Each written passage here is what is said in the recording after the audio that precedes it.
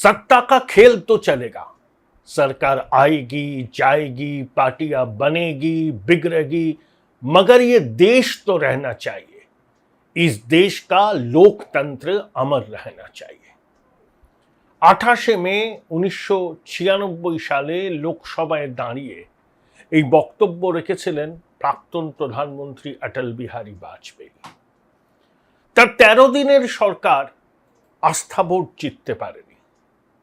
সংসদে দাঁড়িয়ে অটলজি যে কথাটা বলেছেন, এটা তো আমার মনের কথা, আশা করি আপনাদেরও মনের কথা। सत्ता का खेल तो चलेगा, सरकार आएगी जाएगी, पार्टियां बनेगी बिगड़ेगी, मगर इस देश तो रहना चाहिए। इस देश का लोकतंत्र तो अमर रहना चाहिए। যুক্তি তর্ক সঙ্গে অর্কই আপনাদের স্বাগত। আপনাদের সঙ্গে আমি অর্কপ্রভু সরকার। আপনাদের সনির্বন্ধ অনুরোধ, চ্যানেল সাবস্ক্রাইব করবেন, থ্যাঙ্কস বাটনে ক্লিক করতে ভুলবেন না। দেখুন, দিল্লিতে যা চলছে, এক কথায় বলা যায় যে কেন্দ্রের এনডিএ সরকার বা মোদী সরকার রীতিমতো চাপের মুখে। রাজনৈতিক ব্যক্তিত্বরা নয়, এই ছাত্র সমাজকে কিছু জরুরি পরামর্শ দিয়েছেন অভিনেতা অনুপম খের, সলমান খান এবং ভারতের গৌরব অলিম্পিকে গোল্ড মেডেলিস্ট শুটার অভিনব বিন্দ্রা। প্রত্যেকেই ছাত্রদের সতর্ক করেছেন যে গণতান্ত্রিক আন্দোলনে যেন রাজনীতির ছায়া না পড়ে। এটা আমারও বক্তব্য, কারণ বিরোধী রাজনীতিবিদরা এই আন্দোলনের উত্তাপে রাজনৈতিক রুটি শিখবেন, এটাই তাদের ধর্ম। রাজনীতিকদের এটাই ধর্ম। আর যদি বিজেপি বিরোধী আসনে থাকতো, বিজেপিও সেই একই কাজ করত। এটা নিয়ে আমার মনে অন্তত কোনো সংশয় নেই। রাজনৈতিক দলগুলো ক্ষমতা দখল করতে চায়, রাষ্ট্র ক্ষমতা দখল করতে চায়, এবং এই রাষ্ট্র ক্ষমতা দখলের ক্ষেত্রে অনুঘটকের কাজ করে বিভিন্ন সামাজিক আন্দোলন, কখনো বা ছাত্র আন্দোলন। সেই গুজরাট থেকে শুরু হয়েছিল 7-এর দশকে। তারপরে জয়প্রকাশ নারায়ণের ইন্দিরা বিরোধী আন্দোলন, সেটাও কিন্তু পাটনায় ছাত্র আন্দোলন ছিল।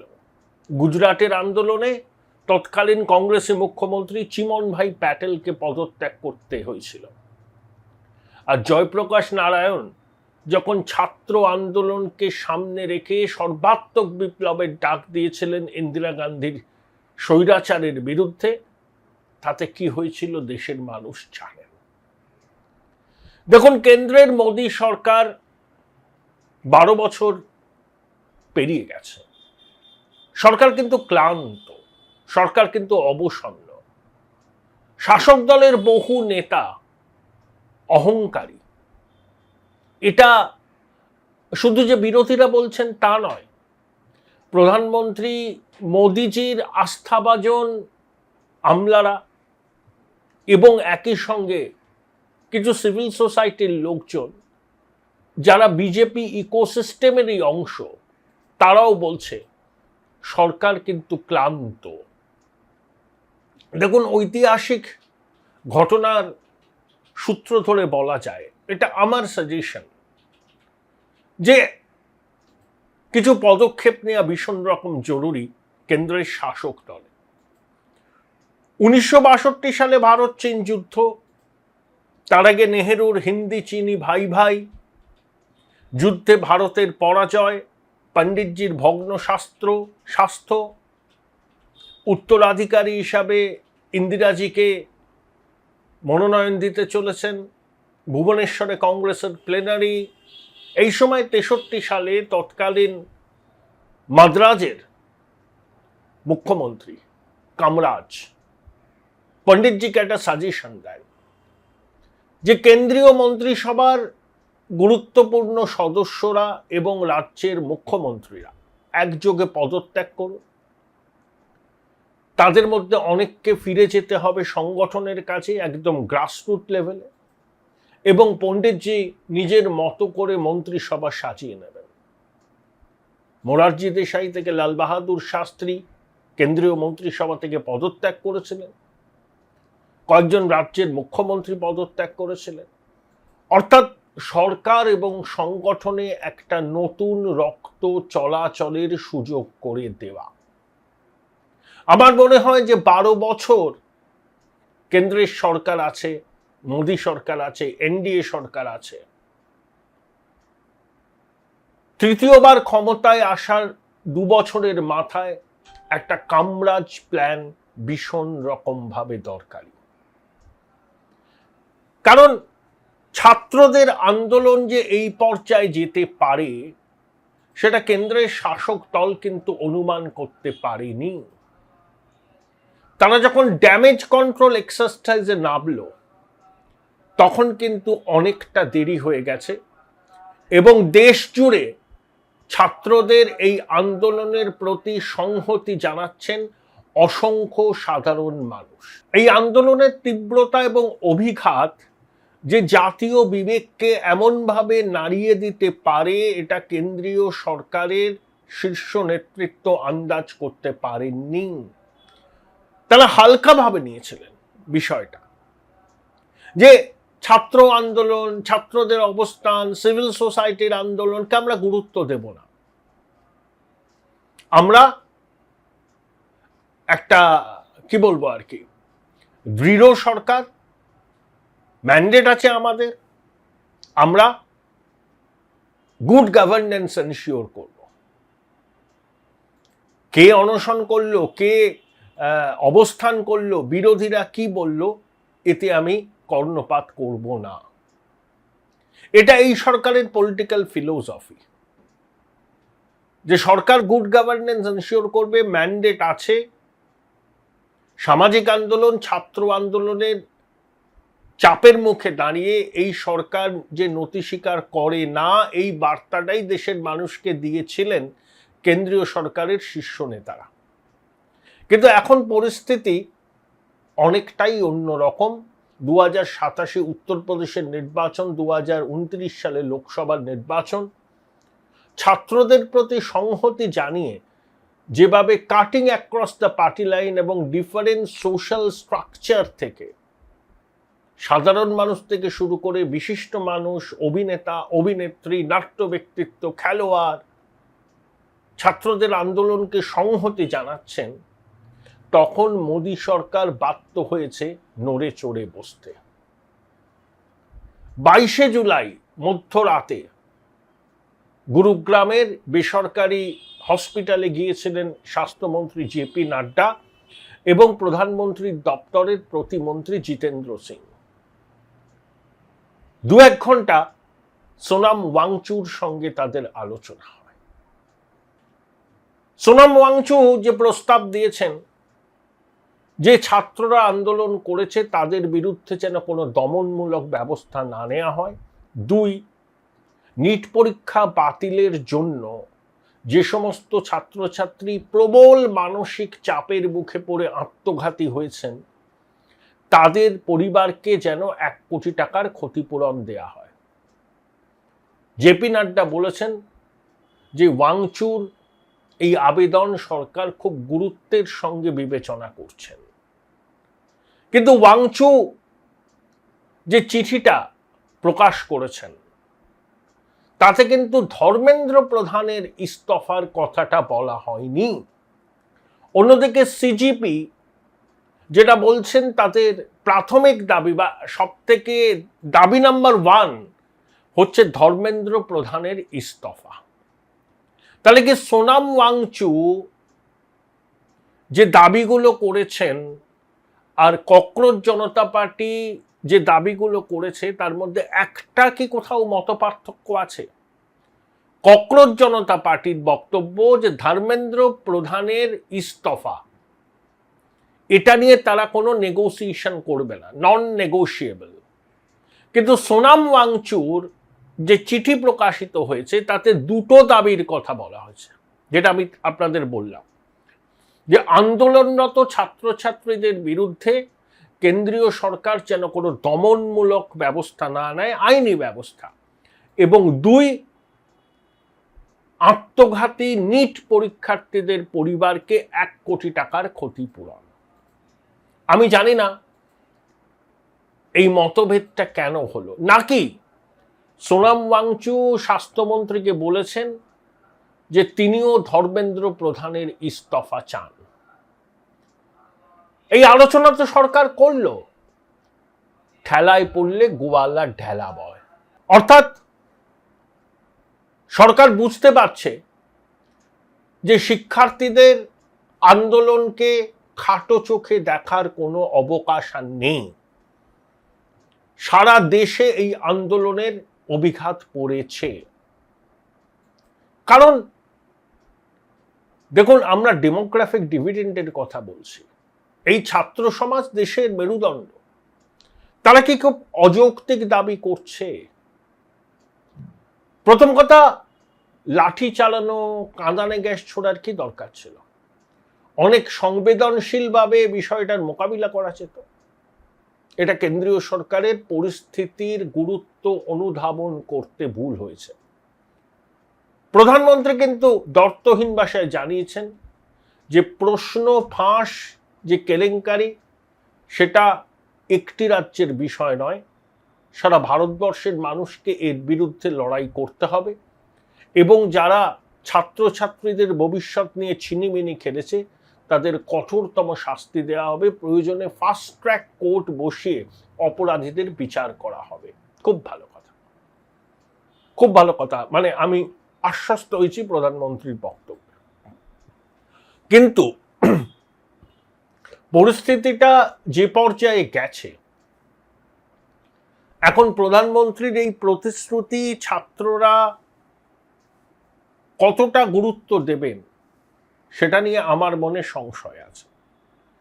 যে বিরোধী দলগুলো এই সুযোগ নিয়ে সরকারকে সংসদের ভিতরে সংসদের বাইরে ব্যতিব্যস্ত করবে, এটা জানা কথা। বিরোধী রাজনৈতিক দলগুলো এটাই করে। তারা রুটি সেঁকবে আন্দোলনের উত্তাপে, রাজনৈতিক রুটি, যাতে 2027 যে রাজ্যগুলোতে ভোট আছে এবং 29 লোকসভা নির্বাচনে তারা তার ফায়দা লুটতে পারে। আমিও ছাত্র সমাজকে একজন অভিভাবক হিসাবে বলবো, আপনারা রাজনীতিটা, মানে আপনাদের দাবিটা, আমি রাজনীতি বলছি না, আপনাদের দাবিটা আদায় করবার জন্য আপনারা আন্দোলন করছেন, অবস্থান করছেন, গণতান্ত্রিক দেশে করতেই পারেন, কিন্তু দয়া করে রাজনৈতিক নেতাদের অনুপ্রবেশ ঘটাতে দেবেন না। রাজনৈতিক অনুপ্রবেশ যদি হয় তাহলে আপনারা মূল লক্ষ্য থেকে সরে আসবেন এবং আপনাদের আন্দোলনের প্রতি সাধারণ মানুষের যে সহানুভূতি, সেই সহানুভূতিও কিন্তু আস্তে আস্তে কমবে। কারণ আপনারা আমাদের সন্তান সন্ততি, আপনাদের উজ্জ্বল ভবিষ্যৎ আমরা কামনা করি এবং সরকার এবং রাষ্ট্রের দায়িত্ব মেধার ভিত্তিতে পরীক্ষা হোক, মেধার ভিত্তিতে নিয়োগ হোক এবং পরীক্ষা সংক্রান্ত কোনো দুর্নীতির খবর যেন আগামী দিনে না আসে। আপনাদের এই আন্দোলনকে আমি সমর্থন করি, এটা যেন আপনাদের এই আন্দোলন থাকে। এর মধ্যে রাহুল, অখিলেশ, মমতা এরা যদি ঢুকে যায় তাহলে কিন্তু আপনাদের রাজনীতি, আপনাদের এই আন্দোলনের উদ্দেশ্য নিয়ে জনমানসেই প্রশ্ন উঠবে। তাই আপনারা দয়া করে এই হরেক কিসিমের রাজনৈতিক নেতাদের আপনাদের আন্দোলনের অংশীদার করবেন না, তাহলে আপনাদের আন্দোলনটাই ডাইলিউট হয়ে যাবে। এটা একজন সহনাগরিক হিসাবে আপনাদের কাছে আমার বক্তব্য। অর্থাৎ আপনারা যে আন্দোলন করছেন, করতেই পারেন, গণতন্ত্রে প্রতিবাদ, সচেতনতার ভাষা, শান্তিপূর্ণভাবে গান্ধীয়ান স্টাইলে আন্দোলন করুন, কিন্তু আপনার আন্দোলনের মধ্যে কিছু দুষ্কৃতিও ঢুকে পড়েছে। এটা হয়, দুষ্কৃতীরা এই সুযোগে সরকারি সম্পত্তি ভাঙচুর করে, পুলিশকে লক্ষ্য করে ইট পাথর ছোড়ে, তাতে আপনাদের আন্দোলনের ধারটাই নষ্ট হবে। উদ্যোক্তাদের বলবো, হুলিগ্যানদের ভিড়তে দেবেন না। ভিড়ের মধ্যে হুলিগ্যানরা ঢুকে পড়ে, সব জায়গায় এটা হয়। এটা খুব কঠিন কাজ এই সেগ্রিগেশনটা করা, কিন্তু আপনাদের আন্দোলনের সুচিতা রক্ষা করার জন্য এটা হচ্ছে নিড অফ দ্য আওয়ার। দেখুন, বর্তমান শিক্ষামন্ত্রী ধর্মেন্দ্র প্রধান, তিনি কিন্তু ছাত্র আন্দোলন করে বড় হয়েছেন। 1997 সালে ওড়িশা বিশ্ববিদ্যালয়ের সামনে প্রশ্নপত্র ফাঁসের বিরুদ্ধে প্রতিবাদ করেছিলেন। তখন এবিভিপির নেতা, জাতীয় স্তরের নেতা ধর্মেন্দ্র প্রধান, জানকী বাবু মানে জানকী বল্লভ পট্টনায়কের সরকার কংগ্রেসের উড়িষ্যায়, বিক্ষোভকারীদের সঙ্গে ছিলেন ধর্মেন্দ্র প্রধান, আহত হয়েছিলেন। দেখুন, আজ থেকে প্রায় 30 বছর আগের ঘটনা। Fire brand student leader ABVP Dharmendra প্রধান আজ কেন্দ্রের শিক্ষামন্ত্রী। তার পদত্যাগের দাবিতে ছাত্ররা আন্দোলন করছে। যে ধর্মেন্দ্র প্রধান আজ থেকে 30 বছর আগে প্রশ্ন ফাঁসের বিরুদ্ধে, জানকী বাবুর সরকারের বিরুদ্ধে ভুবনেশ্বরের রাস্তায় আন্দোলন করেছিলেন, সেই ধর্মেন্দ্র প্রধান আজ শিক্ষামন্ত্রী। তার পদত্যাগের দাবিতে তার সন্তান সম ছাত্রছাত্রীরা রাস্তায় নেমে আন্দোলন করছেন। কিন্তু এর মধ্যেও আমি পরিষ্কার বলবো, ধর্মেন্দ্র প্রধানের মেয়েকে সমাজ মাধ্যমে ট্রোল করা হচ্ছে। তিনি তার সমাজ মাধ্যমের অ্যাকাউন্ট বোধহয় বন্ধ করেছেন। এই ধরনের ঘটনাগুলো না ঘটা উচিত। ধর্মেন্দ্র প্রধানের মেয়েকে আপনারা কেন নিশানা করছেন?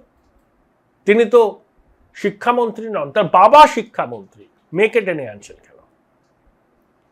এইসব করলে আপনাদের আন্দোলনের ধার এবং ভার দুটোই কিন্তু কমে যাবে। সোনাম ওয়াংচু একদল মানুষ, একদল সংবাদ মাধ্যম তাকে বড় বিপ্লবী হিসাবে হাজির করছেন। হ্যাঁ, তিনি একটা প্রতিবাদী চরিত্র, কিন্তু তিনিও বিতর্কের ঊর্ধ্বে নন। একটা ছবি আমি দেখলাম, অত্যন্ত ভারত বিরোধী, বাংলাদেশের অন্তর্বর্তী সরকারের যিনি প্রধান ছিলেন, সুদখোর ইউনুস, সুদি ইউনুসের সঙ্গে তার অন্তরঙ্গ ছবি। সোনাম ওয়াংচুর বিরুদ্ধে ভারত বিরোধী শক্তির সঙ্গে মেলামেশা করার অভিযোগ আছে। এটা সত্যি, এবং অনেক ছবি টবি ফেসবুকে সব পাওয়া যায়। তা তিনিও কিন্তু সিজারের পত্নীর মতো সব সন্দেহের ঊর্ধ্বে নন। তিনি আমরণ অনশন করছেন ছাত্রছাত্রীদের সমর্থনে, ঠিক আছে, কিন্তু ওয়াংচুকে আমি প্রাপ্যের অতিরিক্ত গুরুত্ব দিতে রাজি নই। যদি ভালোভাবে দেখা যায়, ভবিষ্যতে যদি নির্মোহ ভঙ্গিতে এই আন্দোলনকে বিশ্লেষণ করা যায়, তাহলে বাইরের শক্তির ইনভলভমেন্ট একেবারেই কি রুল আউট করা যায়? অনেক কিছু তথ্য কিন্তু আগামী দিনে সামনে বেরিয়ে আসবে। এটা কিন্তু আনঅর্গানাইজড মুভমেন্ট নয়, এটা অর্গানাইজড মুভমেন্ট। সমাজ মাধ্যম থেকে রাজপথে দ্বীপকে কংগ্রেস জনতা পার্টি চালু করেছিল। হ্যাঁ, তরুণ সমাজের ক্ষোভ আছে, আনএমপ্লয়মেন্ট, প্রশ্নপত্র ফাঁস, সরকারি চাকরির অপ্রতুলতা, এই নিয়ে ক্ষোভ আছে। রাহুল গান্ধী বলেছেন 152 বার প্রশ্নপত্র ফাঁস হয়েছে মোদি জমানায়, কারোর বিরুদ্ধে নাকি শাস্তি হয়নি অভিযোগ। বিজেপিও বলছে কংগ্রেসের আমলেও বহু জায়গায় হয়েছে। রাজনৈতিক চাপানোতর চলবে, কিন্তু আমরা আমাদের সন্তান সন্ততিদের ভবিষ্যৎটাকে সুরক্ষিত করতে চাই। মেধার ভিত্তিতে নিয়োগ, পরীক্ষা ব্যবস্থায় স্বচ্ছতা, একেবারে রুডিমেন্টারি ডিমান্ড, এটা সরকারকে মানতেই হবে। এবং এই ব্যবস্থা চালু করতে গেলে যা যা করার করণীয় সরকারকে করতে হবে। প্রধানমন্ত্রী আশ্বাস দিয়েছেন, আমি তার প্রতিশ্রুতিতে বিশ্বাস রাখছি। কিন্তু কেন্দ্রীয় সরকারের কাছে একটা বড় লেসন। দেখুন, 3টে কৃষি আইন কেন্দ্রীয় সরকার প্রত্যাহার করেছিল কৃষকদের 1 বছরের বেশি সময় ধরে অনশন বিক্ষোভে। কৃষক ভোট ব্যাংক রক্ষা করার তাগিদ ছিল। প্রধানমন্ত্রী চাননি কৃষি আইন প্রত্যাহার করতে, কিন্তু তিনি বাধ্য হয়েছিলেন। তাহলে এই সরকারও চাপের মুখে নতি স্বীকার করেছে।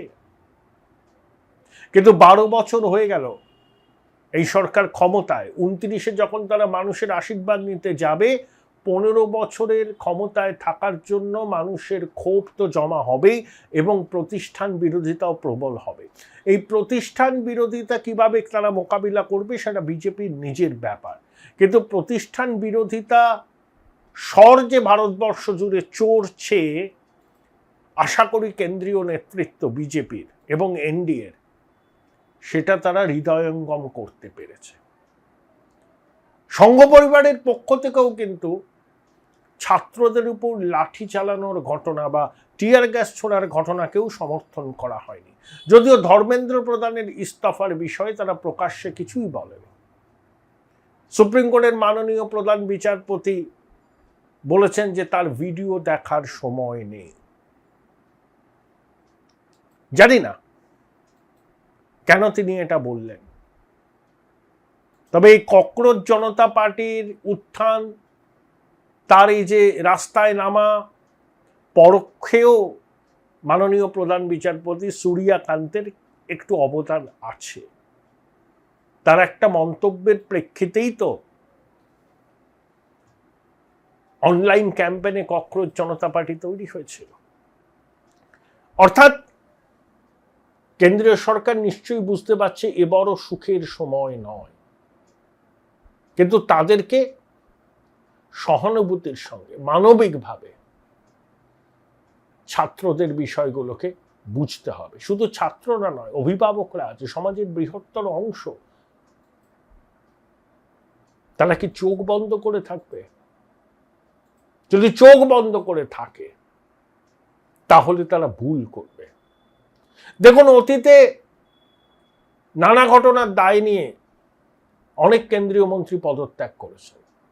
সেই 56 সালে রেল দুর্ঘটনার প্রেক্ষিতে তৎকালীন রেলমন্ত্রী লাল বাহাদুর শাস্ত্রী, পরে দিল্লি বিমানবন্দরে বিমান দুর্ঘটনার দায়িত্ব নিয়ে মাধবরাও সিন্ধিয়া, গাইসাল দুর্ঘটনার প্রেক্ষিতে তৎকালীন রেলমন্ত্রী নীতিশ কুমার, মোদিজির জমানায়, প্রথম জমানায় সুরেশ প্রভু রেলমন্ত্রী নৈতিক দায়িত্ব নিয়ে পদত্যাগ করেছেন। নৈতিক দায়িত্ব নিয়ে পদত্যাগ করা ভারতবর্ষের সংসদীয় গণতন্ত্রের একটা ঐতিহ্য। মন্ত্রী মশাইকে তো কেউ ডাইরেক্টলি অ্যাকিউজ করছে না, কিন্তু তিনি যেহেতু মন্ত্রকের প্রধান, তার নৈতিক দায়িত্ব থেকেই যায়। ভারতবর্ষের সংসদীয় গণতন্ত্রে এই পরম্পরাটা কিন্তু রয়েছে, এটাকে অস্বীকার করা যায় না। তাই কেন্দ্রীয় সরকারের উচিত ড্যামেজ কন্ট্রোল করা। তারা দেরিতে শুরু করেছেন, অনেক দেরিতে, বুঝতে পারেননি আন্দোলনের তীব্রতা এরকম যেতে পারে, এবং এই আন্দোলনের সমর্থন করছেন সমাজের বিভিন্ন স্তরের সাধারণ মানুষ এবং প্রতিষ্ঠিত ব্যক্তিত্বরা। আশা করি কেন্দ্রীয় সরকারের টনক নড়বে। সুধীন দত্তের উট পাখি কবিতার সেই বিখ্যাত লাইন, যেটাতে আমি শিরোনাম করেছি, অন্ধ হলে কি প্রলয় বন্ধ থাকে, কেন্দ্রীয় সরকারের শীর্ষ কর্তাদের কাছে এটাই আমার প্রশ্ন। অন্ধ হলে কি প্রলয় বন্ধ থাকে? ভাই ভাই, এটা মডেল না, খাতা। আর কত ফটোগ্রাফি করবি? চুপ কর, সামনে মাধ্যমিক, নোট জোগাড় করে পড়তে হবে। কবে পড়বি ভাই? গ্যালারি তো নোটের লাইব্রেরি আর স্টোরেজে পিডিএফ এর ছড়াছড়ি। ধুর, কোনটা পড়বো কোনটা ছাড়বো কিছুই তো বুঝতে পারছি না। আরে তাহলে মৌলিক লাইব্রেরির বই পড়। ওদের সম্রাট এক্সক্লুসিভ সাজেশন বইগুলোতে পাবি সমস্ত গুরুত্বপূর্ণ এমসিকিউ, এসএকিউ ও বড় প্রশ্ন একেবারে উত্তর সহ। কমন পাবো তো? টপারদের জিজ্ঞেস কর। সম্রাট এক্সক্লুসিভ সাজেশন মাধ্যমিক, ভালো রেজাল্টের পাসওয়ার্ড। উচ্চ মাধ্যমিকের পর উজ্জ্বল ভবিষ্যৎ গড়তে NCHMCT পর্যটন দপ্তর, ভারত সরকারের hospitality and hotel management, Paschimbanga সরকারের মাকাউটের BBA BCA, fashion design, aviation tourism, culinary arts পড়ো SBI HM কলেজে। স্টুডেন্ট ক্রেডিট কার্ড ও ব্যাংক লোন পাবে SBI HM এ পড়লে। কোর্সের শেষে SBI HM দেশ ও বিদেশে চাকরির ব্যবস্থা করে থাকে। SBI HM হলো পশ্চিমবঙ্গের সেরা ম্যানেজমেন্ট কলেজ। SBIHM.com। বোলপুর শহরের কোলাহল থেকে মাত্র 20 মিনিট দূরেই রয়েছে সুন্দর রিসর্ট, যেখানে পেয়ে যাবে স্পেশিয়াস আর এস্থেটিক্যালি ডিজাইন রুম। তোমরা যারা গ্রুপে যাও তাদের জন্য আছে কমফোর্টেবল গ্রুপ স্টে অপশন, আর কাপলদের জন্য রয়েছে লাক্সারিয়াস সুইট রুম, তার উপর আবার ফ্ল্যাট 10% অফ। এখানে প্রকৃতির মাঝে তোমরা পেয়ে যাবে একটা সুন্দর সুইমিং পুল, ছোটদের জন্য প্লে এরিয়া আর একটা অ্যাস্থেটিক সেলফি কর্নার। প্রপার্টিটা পুরোটাই পেট ফ্রেন্ডলি আর এখানে আছে অনেক কিউট ছোট ছোট র্যাবিটস। সকালের ব্রেকফাস্ট থেকে ডিনার পর্যন্ত পেয়ে যাবে একদম হোমলি কমফর্ট ফুড, যা এক কথায় অসাধারণ। বেঙ্গলি কুইজাইনের সাথে সাথে পেয়ে যাবে চাইনিজ আর নর্থ ইন্ডিয়ান অপশনও। বিকেলে বনফায়ারের আলো, বন্ধুদের সাথে আড্ডা আর খোলা আকাশের নিচে গ্রাম বাংলার হাওয়া, পুরোটাই এক অপরূপ অনুভব। তাহলে বলো তোমরা কবে প্ল্যান করছো এই পিসফুল এসকেপটা? And don't forget to follow Miss Cupcake for more such travel updates.